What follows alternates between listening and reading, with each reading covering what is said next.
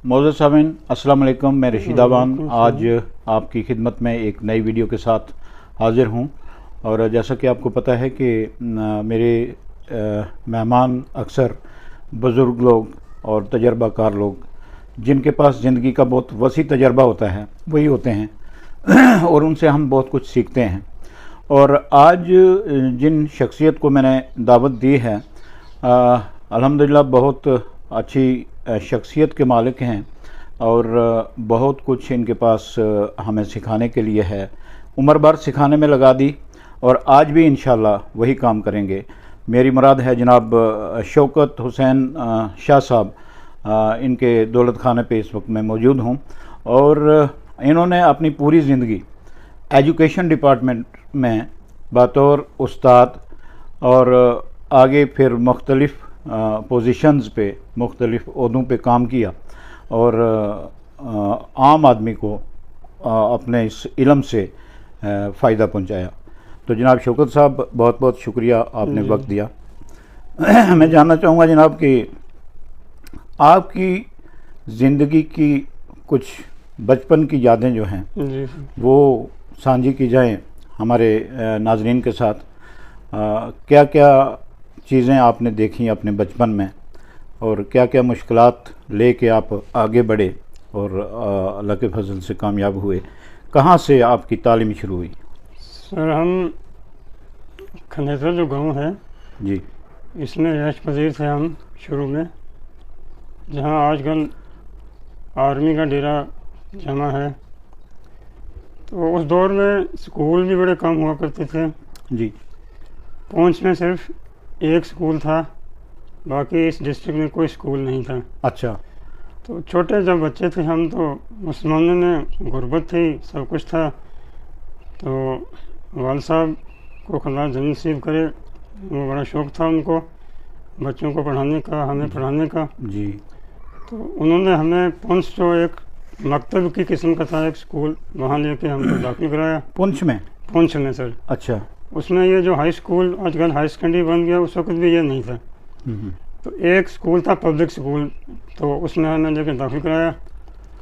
तो फिर जो 47 में हालात ख़राब हो गए जी, यहाँ के लोग वहाँ गए, वहाँ के लोग यहाँ आए, कोई पाकिस्तान गया, कोई कहीं गया, कोई कहीं गया जी।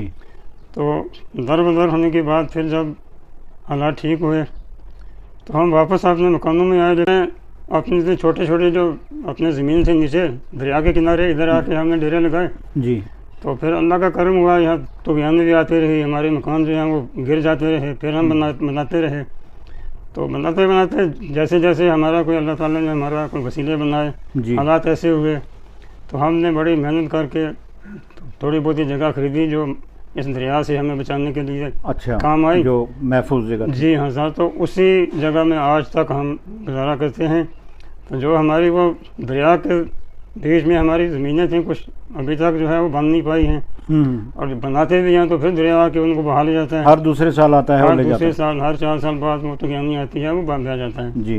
तो बहरहाल शुक्र है अल्लाह का जी, रोज़ी रसान तो अल्लाह है। बेशक अल्लाह का फजल हुआ, थोड़ा बहुत पढ़ के हम मुलाजिम हो गए तो उस तरह से हमारा वक्त जो है गुजरने लगा। उसके बाद अल्लाह ने हमें बच्चे दिए, बच्चे भी हमारे मुलाजिम हो गए। सर मैं थोड़ा सा आपको यहाँ रोकना चाहूँगा। जो आपकी तालीम का सिलसिला शुरू हुआ, खनेतर आपका गांव है हाँ। और जहाँ आपने स्कूल बताया वो मकतब की शक्ल का स्कूल वो पुंछ सिटी में हुआ करता था। 8-9 किलोमीटर का मसाफत है यहाँ से। तो आने जाने का क्या सर ये जो रोड है ना इस वक्त हमारी यहाँ ये पुंछ से जम्मू तक रोड है, ये रोड कच्ची बनी थी उस वक्त। अच्छा। तो यही रोड जो है इसी को तय करके हम, और जो पुल है हमारा जो आज का पुल तो ये यहाँ है ना, इसमें ये शेर कश्मीर ब्रिज है आज। हाँ ये तो अब बना है, लेकिन जो तो पहला पुल होता था वो 3 किलोमीटर नीचे था इसे। अच्छा। मंगनार की सीमत में। लेकिन वो झूला ब्रिज था या मोटर ब्रिज था? गाड़ियाँ छोटी मोटी चलती थी, ब्रिज अच्छा, था। अच्छा। लेकिन वहाँ मंगनार से फिर जाके हम पुल क्रॉस करके फिर आया करते थे। वहाँ तक पैदल जाना होता? वहाँ तक पैदल जाना होता था जी।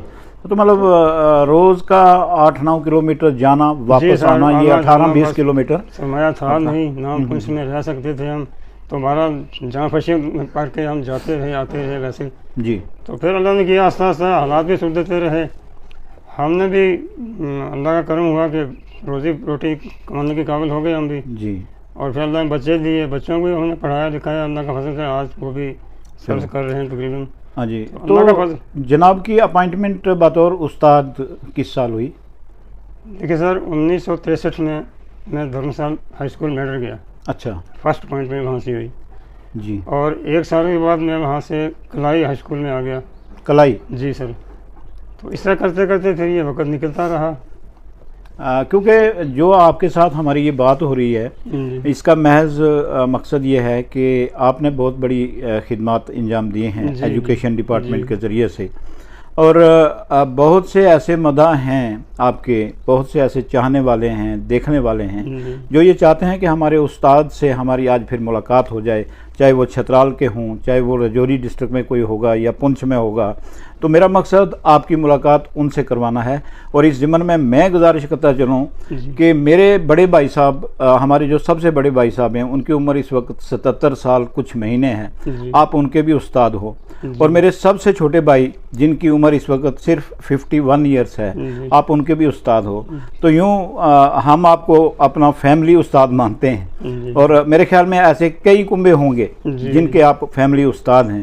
تو اس سفر میں آپ کو کیا کیا یادیں اس وقت ذہن میں آ رہی ہیں کہ کہاں کہاں آپ نے یہ خدمات انجام دی؟ دیکھیے سر, میڈر سے میں آیا کلائی ہائی اسکول میں. جی. کلائی ہائی اسکول میں گزارے کچھ 3-4 سال. تو پھر میں چنڈک چلا گیا ہائی اسکول میں. جی. چنڈک سے پھر میں اپنے یہاں کھلتر آ گیا. اچھا. اور پھر اس طرح سے بی ایڈ کرنے کے لیے 1 سال جموں گزارا ہم نے. جی. تو زیادہ تر جو میرا عرصہ گزرا وہ کلائی ہائی اسکول میں گزرا. جی جی. کلائی ہائی اسکول میں 18 سال میں نے لگائے. 18 سال؟ جی سر. پوری سروس کے ملا کے 1 2 3 تعیناتی ہیں یا 2 تعیناتی ہیں؟ 3 تعیناتی ہیں. اور ان میں ہمیں بھی یہ شرف حاصل رہا کہ آپ ہمارے بھی استاد رہے, اور آپ سے ہم نے بہت اللہ کے فضل سے فیض حاصل کیا. تو یہ جو بی ایڈ اور ایم اے آپ نے کیا, یہ کس کس سال میں کیے؟ بی ایڈ سر ہم نے کیا ہے, یاد ہوگا ایگزیکٹلی یاد نہیں سکے. تو ایم اے آپ نے جموں یونیورسٹی سے ہی کیا؟ جی سر, جموں سے کیا. کس سبجیکٹ میں؟ اردو میں کیا. اچھا.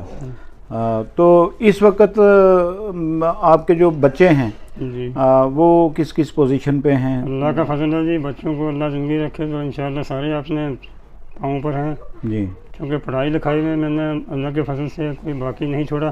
جی جی. تو ایک بچہ یہ اللہ نے یہ اس وقت لیکچر ہے ہائی سیکنڈری پونچھ میں. اچھا. دوسرا بچہ جو یہ اب پروموٹ ہو کے ہیڈ ماسٹر آیا ہے.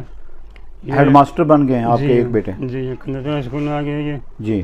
اور ایک بچہ جو ہے وہ سری نگر ہے ٹیلی کمیونیکیشن میں, پولیس ٹیلی وہاں مقام بھی بنا لیا ہے, ڈیرا بھی ساتھ ہے, وہ بھی وہاں ٹیچر ہے. اچھا. تو ایک بچہ جو ہے وہ ابھی ٹرانسفر ہوئی ہے اس کے ادھر سرن کوٹ میں ایک جگہ پر تھوڑا آگے بڑھا ہے وہ. جی جی. اس کو وہاں میں نے اپوائنٹ کیا ہے. کافی دور ہے اب یہاں سے. وہ کیا نام ہے اس جگہ کا؟ ننڈیالی. اچھا, مڑوٹ سے آگے چل کے. جی جی جی. تو شاہ صاحب, جو نوجوانوں کے اندر ایک بے امیدی ہو گئی ہے, ان کو روزگار نہیں مل رہا ہے, حالانکہ ڈپارٹمنٹس جو ہیں ان کے اندر 40 سے 60% اسامیاں خالی پڑی ہیں. کچھ نئی اسامیاں کریٹ ہو رہی ہیں, کچھ ریٹائرمنٹ سے پیدا ہو رہی ہیں, لیکن ان کو فل اپ نہیں کیا جا رہا ہے. تو اس معاملہ میں نوجوانوں کی یہ مشکل, یہ پریشانی, اس کو آپ حکومت کو کیا سجیشن دیں گے کہ تاکہ نوجوان اس بحران سے نکل سکیں؟ سر حکومت تو جب بنتی ہے تو وہ کچھ ذمہ داری لے کے آتی ہے. جی. انہیں پتہ ہوتا ہے کہ ہم نے لوگوں کی کس طرح خدمت کرنی ہے, یہ حکومت کس طرح چلانی ہے. اور خاص کر ایجوکیشن پر زیادہ دھیان ہوتا تھا جی, جو پہلی گورنمنٹیں تھیں. لیکن آج کل کچھ سمجھ نہیں آ رہی ہے کہ اسکول بہت زیادہ کھل گئے ہیں جی, پڑھائی میں بچے بہت آگے جا رہے ہیں, لیکن جب ان کی اپائنٹمنٹ کا وقت آتا ہے تو حالات ایسے نہیں بنتے ہیں کہ ان کو جگہ ملے. بالکل. بہت سارے ایسے لوگ دیکھے ہم نے جن کے گھر کے 4 بچے 5 بچے 6 بچے جو ہیں وہ پڑھائی کر کے بہت آگے نکل جاتے ہیں جی, لیکن جب انہیں یہ خیال ہوتا ہے کہ چلو جی اب ہم نوکری لیں گے, ہمیں اچھے سے جو ہے عہدے ملیں گے تو ہمارے جو ہے حالات ٹھیک ہوں گے, لیکن وہ اسی حالت میں جو ہے وہ اووریج ہو رہے ہیں جی. اور بہت سارے لوگ جو ہیں خودکشی کر رہے ہیں. ہم یہ چاہتے ہیں کہ اسکول کم ہوں لیکن ان کو سنبھالا جائے, ان کو جو بچوں کو پڑھائی ملتی ہے اس کا انہیں اجر ملا جائے جی. انہیں نوکری ملے, حالات ٹھیک ہوں, ملک کے حالات بھی ٹھیک ہوں, ان کے حالات بھی ٹھیک ہوں, لیکن ایسا ہو نہیں رہا ہے. جی. اب جو ہماری اسٹیٹ ہے, اسٹیٹ میں حکومت تو بن گئی ہے لیکن پاور ان کے پاس نہیں ہے. جب بچے ان کے پاس جاتے ہیں تو یہ کہتے ہیں جی آپ جاؤ جی ہم کریں گے آپ کا کام, لیکن ابھی تک کسی کا کام ہوا نہیں ہے. نہیں ہے. شاہ صاحب ایک چیز اور آپ سے پوچھنا چاہوں گا کہ آپ نے ایجوکیشن ڈپارٹمنٹ میں کام کیا ہے اور پھر کچھ عرصہ جو ہے وہ ایڈمنسٹریٹو پوسٹ پہ بھی کام کیا ہے, اور آفٹر ریٹائرمنٹ آپ نے بہت سے پرائیویٹ اسکولوں کی مینجمنٹ میں بھی کام کیا ہے. تو کیا جائے کہ جو سرکاری اسکول ہیں مسلسل ان کے معیار پہ انگلی اٹھ رہی ہے, تو ان کو کس طریقے سے پرائیویٹ اسکولوں کے برابر لایا جائے معیار کے اعتبار سے؟ یہ تو گورنمنٹ کا کام ہے, یہ تو عام آدمی کا کام نہیں ہے. کیونکہ جہاں پہلے زمانے میں ایک اسکول تھا وہاں 20 اسکول ہیں. جی بے شک. اور لوگ خوش ہوتے ہیں جی ہمارے گھر کے پاس اسکول بن گیا تو ہمیں بڑی خوشی ہے, لیکن وہ خوشی جو ہے غمی میں تبدیل ہوتی جا رہی ہے. جی. کیونکہ اپائنٹمنٹ نہیں ہوتی ہے, پوسٹیں خالی پڑی ہیں, 20 سال سے پوسٹیں خالی پڑی ہیں. جی. تو اپائنٹمنٹ نہیں ہوتی ہے. سبجیکٹ وائز جو ہے وہ پہلے بے شک کم اسکول تھے, لیکن یہ جو حالات آج رونما ہے یہ اس وقت نہیں. ہر سبجیکٹ کا ٹیچر موجود پہلے ٹیچر ہوتا تھا تو پھر جو ہے وہ کام چلتا تھا. آج اسکول زیادہ ہو گئے ہیں لیکن استاد لوگ جو کم ہو گئے ہیں. جی. پڑھائی کرنے کے باوجود, سب کچھ ہونے کے باوجود, آفیسر بننے کے باوجود وہ لوگ جو ہیں وہ بیچارے اووریج ہو جاتے ہیں, ان کو نوکری نہیں ملتی ہے. ایوریج ایک ٹیچر کو کتنے پیریڈ پڑھانے کی ہونی چاہیے, میکسیمم کتنے پیریڈ لے سکتا ہے؟ سر پہلے وقت میں آپ جانتے ہی ہیں کہ بڑی جو ہے وہ ناگفتگی حالت تھی, اتنا پیسہ نہیں ہوا کرتا تھا, حکومتیں تھیں, لیکن ایک استاد جو ہے وہ 5 استاد کا کام کیا کرتا تھا اسکولوں میں. جی. اگر اسکول میں 100 کی تعداد ہے تو ٹیچر کہیں 1 ہو, کہیں مشکل سے 2 ہوں گے, تو وہ 1 یا 2 ٹیچر جو ہے سارا کام کر کے وہ پورا کرتے تھے. جی. محنت کرتے تھے. آج حالات ایسے ہیں اسکولوں کی جو ہے وہ گنتی نہیں ہو سکتی ہے, اتنے اسکول بن گئے ہیں. جی. اور پڑھے لکھے لوگ بھی ہزاروں کی تعداد میں ہیں, لیکن ایڈجسٹمنٹ ٹھیک نہیں ہو رہی ہے. ہم تو اس کو جو ہے وہ نہیں سمجھتے ہیں کہ یہ گورنمنٹ کا قصور ہے یا کس کا قصور ہے. اب دیکھیے ہمیں جو ہے JNK میں حکومت بن گئی. جی. اور ان کا یہ خیال تھا کہ ہم جو ہے حالات کو سنبھالیں گے, لیکن انہیں سنبھالنے کا موقع نہیں مل رہا ہے بیچاروں کا. ان کے پاس ہے ہی کچھ, ان کے پاس ہے ہی کچھ نہیں ہے. نہ ان کے پاس پیسہ ہے, نہ انہیں اتنا اقتدار ہے, نہ انہیں اتنی جو ہے مہلت دیتے ہیں وہ کہ یہ کام کریں. ایسا نہیں ہے. تو ایسے حالات میں تو سمجھتا ہوں کہ جموں کشمیر کا جو ہے دوبارہ ہونے والا ہے. یہاں ریشنلائزیشن کی سخت ضرورت ہے. یہاں کہیں اسکول ہے تو بچے نہیں ہیں, بچے ہیں تو استاد نہیں ہے, استاد ہے تو بلڈنگ نہیں ہے. مطلب یہ بہت سی پریشانیاں ہیں جموں کشمیر میں. تو یہ پریشانی کون دور کرے گا؟ یہ تو سینٹرل گورنمنٹ ہی کرے گی نا. جی. جی. جی. اگر وہ اس بات کی طرف توجہ دیں گے تو پھر ہی ہو سکتا ہے. ورنہ JNK جو ہماری حکومت بنی ہے یہ تو خالی ہاتھ حکومت ہے, بہنا حکومت ہے. نہ ان کے پاس اتنا سرمایہ ہے, اتنے پاورز ہیں. تو میرے خیال میں حالات بد سے بدتر ہوتے جا رہے ہیں اور ہو جائیں گے. جی. جی. جی. جناب شوکت حسین شاہ صاحب, آپ نے بہت اپنا ایکسپیرینس, اپنا تجربہ جو ہے وہ سانجھا کیا, آپ نے وقت دیا, آپ کا بہت بہت شکریہ. آئندہ پھر کسی دن آپ سے اللہ سے بھی رکھیں جی, انشاءاللہ آپ بار بار آئیں. ہم تو چاہتے ہیں کہ یہ حالات جو ہیں پہنچنے چاہیے. جی. جی. گورنمنٹ کے کام کھلنے چاہیے. جی. سینٹرل گورنمنٹ جو ہے چاہیے کہ یہ ملک ہمارا ہے. جی. اس میں ہر قسم کی قومیں بستی ہیں, آج کی نہیں صدیوں سے چلی آ رہی ہیں. جی. جی. تو سارے لوگوں کو ایک کر کے ان کے ساتھ جو سلوک کیا جائے, تب یہ جو آنے والی ہماری فوج ہے یہ لوگ جو ہے سدھر سکتے ہیں. ورنہ یہ حالات سماجی مسائل اور بہت سے ہیں. انشاءاللہ آگے کسی اور موضوع پہ جناب سے بات ہوگی. بہت بہت شکریہ.